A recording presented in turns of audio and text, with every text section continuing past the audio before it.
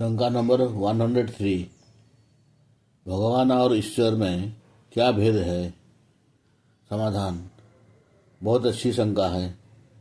भगवान राम, भगवान कृष्ण, भगवान दयानंद, भगवान बुद्ध इत्यादि इत्यादि ये सब भगवान कहते हैं, परंतु इनको ईश्वर कोई नहीं कहता। ऋषि मुनि योगी राजा महाराजा को भगवान कहना कहाँ तक उचित है, समझने की आवश्यकता है।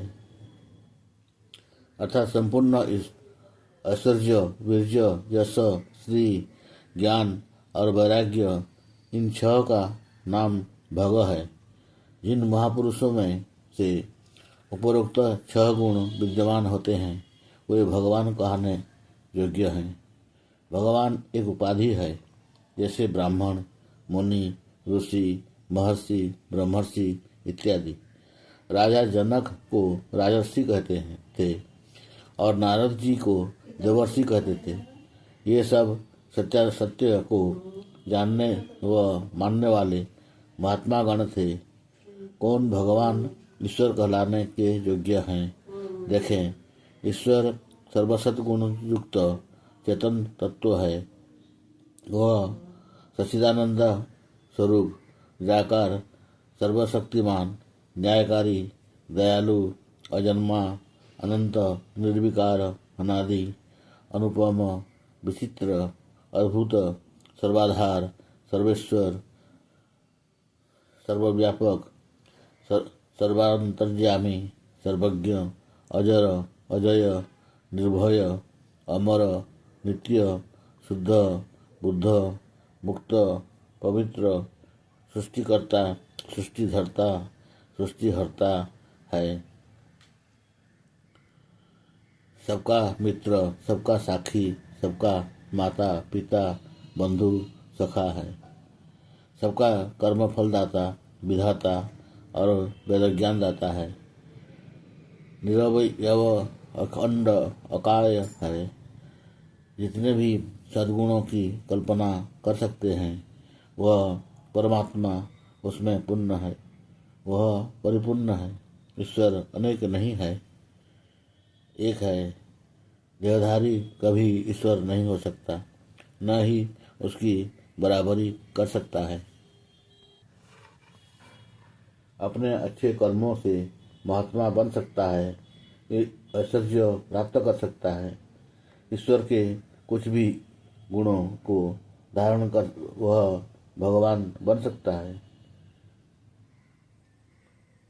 हे अर्जुन, मेरे और तुम्हारे बहुत से जन्म बीत चुके हैं। मैं उनको योग बल से जानता हूँ, परंतु तुम नहीं जानते। योगेश्वर श्री कृष्ण ने गीता में कहा है। इस गीता कथन से यह सिद्ध होता है कि श्री कृष्ण जैसे भगवान भी मनुष्य थे और साधारण मनुष्यों की भांति जन्म मरण के चक्र में आते जाते थे।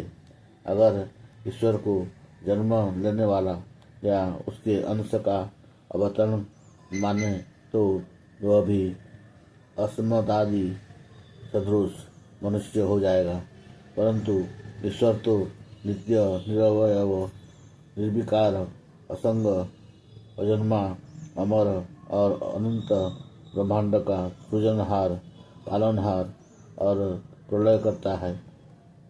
एक देशी परमात्मा का अंश माने तो ब्रह्मांड का सृजन, संहार आदि कार्य नहीं हो सकते।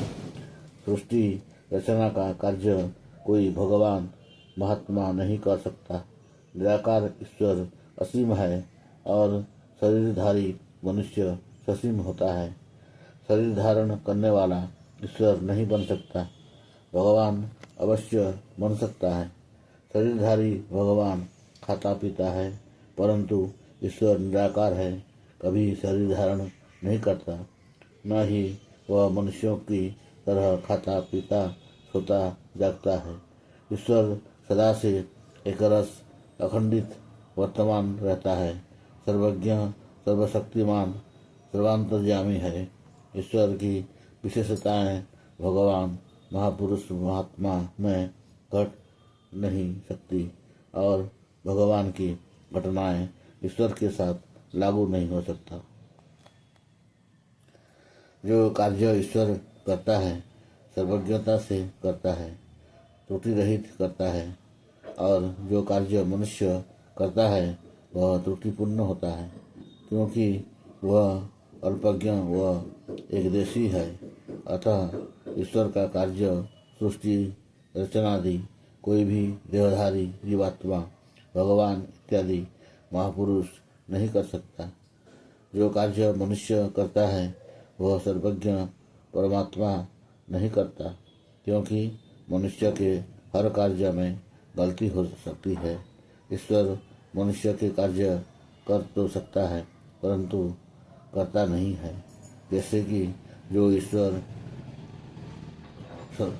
सत्वादि सूक्ष्म तत्वों से भिंडी को खेत में सूर्य की धूप से पका सकता है, क्या वह चूल्हे की अग्नि में नहीं पका सकता?